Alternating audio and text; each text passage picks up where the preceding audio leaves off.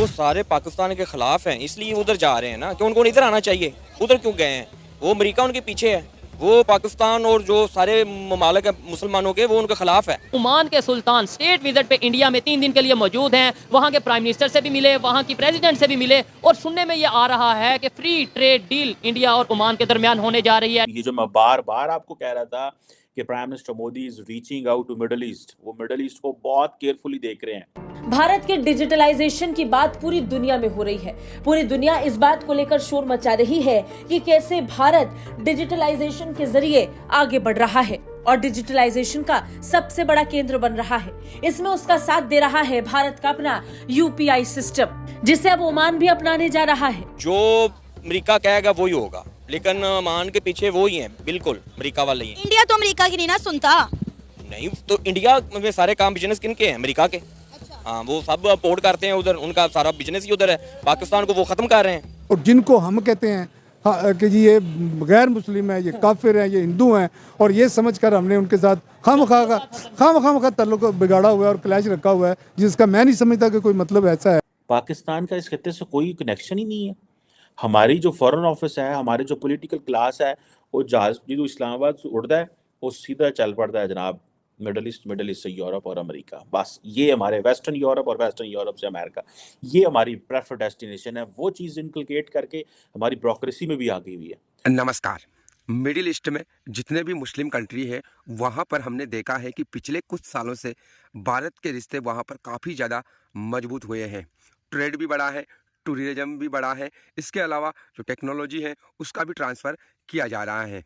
तो यही सब देखकर पाकिस्तानी जो पब्लिक है, जो लोग हैं, वहाँ के जो पत्रकार हैं, उनको अब ऐसा लगने लगा है कि उन्होंने भारत से ये जो जानबूझ की जो दुश्मनी बनाई हुई है वो करके बहुत बड़ी गलती कर दी है। तो ऐसी ही एक वीडियो आप सभी के लिए लेकर आया हूँ। पूरी देखना, लाइक करना, शेयर करना, चैनल पर नए हो तो सब्सक्राइब करके बेल आइकन को दबाना। तो चलिए वीडियो को शुरू करते हैं। ये बोल रहा है कि इंडिया हमें बताया जाता है दुश्मन है, यानी हमारे लिए हो गया दुश्मन, लेकिन बाकी तमाम इस्लामी कंट्रीज के लिए वो एक कंट्री है और दुनिया की बड़ी मार्केट है। वो उसे मार्केट के तौर पे वो देखे ना, वो अपनी मैशियत की बेहतरी के लिए वहाँ पे जाते हैं और वहाँ पे चूँकि उनको सारी सहूलियात मिलती हैं, और सहूलियात मिलने की जो बड़ी वजह है ना, वो ये है कि वहाँ पर सियासी इस्तेहकाम है, यानी कि पॉलिटिकल स्ट्रेटजी है।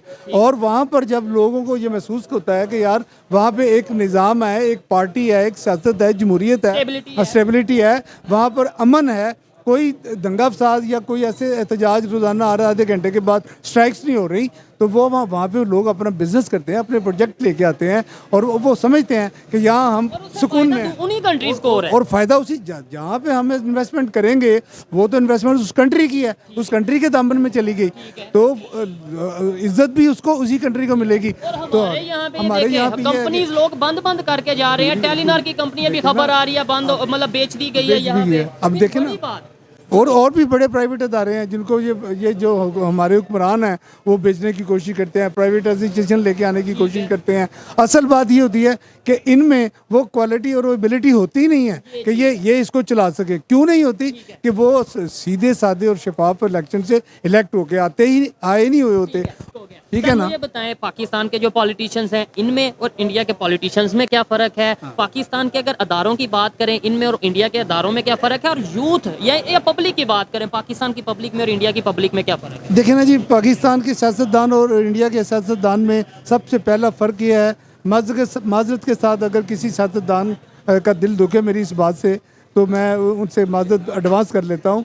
तो फ़र्क सबसे पहले ये है कि मैं ये समझता हूँ कि इंडिया के जो सियासतदान हैं ना, वो 80% मुहब्बे वतन हैं। 80% लव करते हैं, अपनी कंट्री से लव करते हैं, अपनी तहजीब और अपने कल्चर की हिफाजत के लिए अपनी जान तक हथेली में रख देते हैं वो लोग। और उनमें एक असूल पाया जाता है कि जो सियासतदान है वो सियासत करता है, और जो मुहाफिज हैं, जो फ़ौज है, वो हिफाजत करती है सरहदों की। ठीक है ना? दूसरा काम नहीं करती कि वो भी आगे जायदादों के सौदे करें और प्रॉपर्टी के सम करें। नारे तो हमारे भी यहाँ के पॉलिटिशियंस बड़ा लगाते हैं कि भाई हम पाकिस्तान की खिदमत के लिए आए हैं, हम पाकिस्तान से मोहब्बत करते हैं। यही फ़र्क है इंडियन और पाकिस्तानी सियासतदानों में, कि हम सियासतदान जो हैं वो नारे ही लगाते हैं। वो लोग जो हैं वो नारे लगाते हैं इलेक्शन के दिनों में, उसके पहले या उसके बाद नहीं लगाते। उसके बाद वो काम करते हैं, काम करके देखें वो अपने मुल्क को कहाँ तक ले गए हैं। चांद तक जाने की कोशिश उन्होंने की है और कर रहे हैं, और कामयाब हुए हैं। और उनके जो तालीम, उनके मुल्क की जो तालीम की शरह है वो इतनी उनकी ज़बरदस्त तालीम है। मैं गया था यूएई, तो मुझे मौका मिला इंडियन से मिलने का, तो मैंने देखा तो वो तो इतने एजुकेटेड लोग हैं, तो मुझे उस तरह का पाकिस्तानी बहुत कम मुझे नज़र आया। तो मुझे अफसोस हुआ कि यार देखें, जिस कौम का और जिस मज़हब की तालीम जो है वो दुनिया की तख्लीक होने से पहले तालीम आई है, तो वो कौम जो है वो मज़हब कितना पीछे रह गया है। और जिनको हम कहते हैं कि जी ये गैर मुस्लिम है, ये काफिर हैं, ये हिंदू हैं, और ये समझकर हमने उनके साथ खाम खा ताल्लुक बिगाड़ा हुआ है और क्लैश रखा हुआ है, जिसका मैं नहीं समझता कि कोई मतलब ऐसा है। देखना तो चाहिए रवैयों को, किरदार को, अमल को, तो इंसानियत को, उनका किरदार और उनका अमल अपनी कौम के लिए, अपने मुल्क के लिए हमसे कहीं ज़्यादा बेहतर है। और इंडिया क्योंकि वेस्ट एशिया, अब वो क्योंकि रीजन का हिस्सा है I2U2 के बाद, और वो सारा जिस तरह अमेरिकन भी चाहते हैं कि इंडिया इस खत्े में जाए, और इंडिया खुद भी ये सारे इस खत्े में बड़ा इंटरेस्टेड है, तो वो चीज़ वो वहाँ पे है। बट एनी हो, आई होप कि गवर्नमेंट ऑफ पाकिस्तान को शायद समझ लग जा राती उठन जब वो देखेंगे इंडिया ने ये कर दिया है, तो शायद हमारे भी जो है वो जाग जाएंगे। दूसरी जो इम्पोर्टेंट चीज़ जिसको मैं चाहता हूँ कि वो ये है कि भूटान के जो किंग हैं, मैं उनको देख रहा था कि वो रेलवे कनेक्टिविटी बना रहे हैं इंडिया के साथ। ठीक है जी। भूटान असम रेल, ये जो है अगर आप ये देखें, ये अब India is connecting with all it's regional partners. ठीक है जी। तमाम मुल्कों के साथ, एक तरफ इंडिया को भूटान लगता है, चाइना लगता है, नेपाल लगता है, बांग्लादेश, इंडिया तो कार च बड़े है ना। भूटान का तो समझो दरवाज़ा ही इंडिया में खुलता है, चाइना में भी खुलता है लेकिन इंडिया में खुलता है। नेपाल का दरवाज़ा ही चाइना में, इंडिया के अंदर खुलता है।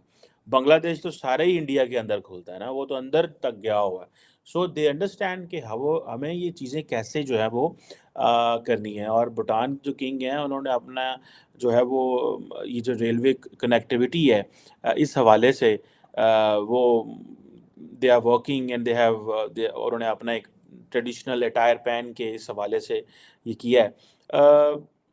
और उन्होंने ये बड़ी इम्पोर्टेंट बात की, उसने कहा कि this is a period of awakening for South Asia. South Asia नो क्या, उठो जागो कनेक्ट होवो। ठीक है। पाकिस्तान एक बड़ी डिसएडवांटेजेस पोजीशन में, आपको पता है इंडिया ने हमारा जो व्यू है for the rest of the region block कर दिया है। कहलाते हैं हम साउथ एशिया, सेंट्रल एशिया तक असी पहुँच नहीं पाते, अगे अफगानिस्तान आ गया। चीन से हम इंगेज नहीं कर पा रहे because of so many reasons. Iran ने अगले दिन जो किया है हमारे साथ, गो के वीज़ाज मिलते हैं। Iran is a very friendly country for Pakistan. मैं इसमें ये कभी हरगज़ नहीं कहना चाहता कि ईरान के साथ हमारे कोई मसले हैं, दिस एंड दैट, कोई ऐसा कोई प्रॉब्लम नहीं है। I spoke to someone very senior person recently, और उन्होंने कहा कि ईरान के साथ हमारा कोई मसला नहीं है। आई होप दोस्तों आपको ये वीडियो जरूर पसंद आई होगी। और जैसा कि इस वीडियो का जो प्रमुख टॉपिक था वो था जो ओमान के जो किंग हैं वो भारत दौरे पर आए हैं, उनका भव्य स्वागत किया गया। इसके अलावा कई सारे समझौते भारत और ओमान के बीच में हुए हैं। लगभग बताया जा रहा है कि 10 समझौते यहाँ पर हुए हैं, जिसमें जो महत्वपूर्ण समझौते निकल कर आ रहे हैं वो फ्री ट्रेड को लेकर आ रहा है और यूपीआई टेक्नोलॉजी को लेकर आ रहा है। कि यहाँ पर जो भारत की जो यूपीआई टेक्नोलॉजी है, दुनिया की नंबर 1 जो मनी ट्रांसफ़र के लिए जो टेक्नोलॉजी है, उसको लेकर जो है ना बड़ी खबर ये भी आई है कि ओमान जो है ना उसको यहाँ पर अपनाने वाला है। ओमान के अंदर भी अब आने वाले समय में यूपीआई चलता हुआ दिखाई दे सकता है। इसके अलावा कई सारे ट्रेड एग्रीमेंट हुए हैं और टूरिज़्म को लेकर, टेक्नोलॉजी को लेकर कई सारी बातें यहाँ पर जो है ना देखने को आई है। इसी के ऊपर पाकिस्तान का मीडिया जो है ना चर्चा कर रहा था, अपना रिएक्शन दे रहा था, पब्लिक का रिएक्शन कि किस प्रकार से जो उन्होंने जो है ना ये फालतू की जो दुश्मनी बनाई है साउथ एशिया के अंदर। और बिल्कुल जो है ना पाकिस्तान इस समय अलग थलग पड़ चुका है, क्योंकि जहाँ जहाँ जो मुस्लिम कंट्री है वहाँ पर पाकिस्तानी ये समझते थे कि ये तो हमारे ब्रदर इस्लामिक मुल्क है, यहाँ से तो हमें कुछ नहीं होगा। लेकिन अब यहीं से जो है ना भारत पाकिस्तान को पूरी तरीके से ब्लैक कर रहा है, आउट कर रहा है वहाँ से। और भारत जो है ना लगातार मुस्लिम कंट्री के अंदर अपने जो फुटप्रिंट है वो बढ़ा रहा है। बाकी आपने ये पूरी वीडियो देखी है, आपको कैसा लगा कमेंट करके ज़रूर बताना। मिलेंगे हम अगली नई वीडियो में, तब तक के लिए आप सभी का बहुत बहुत धन्यवाद।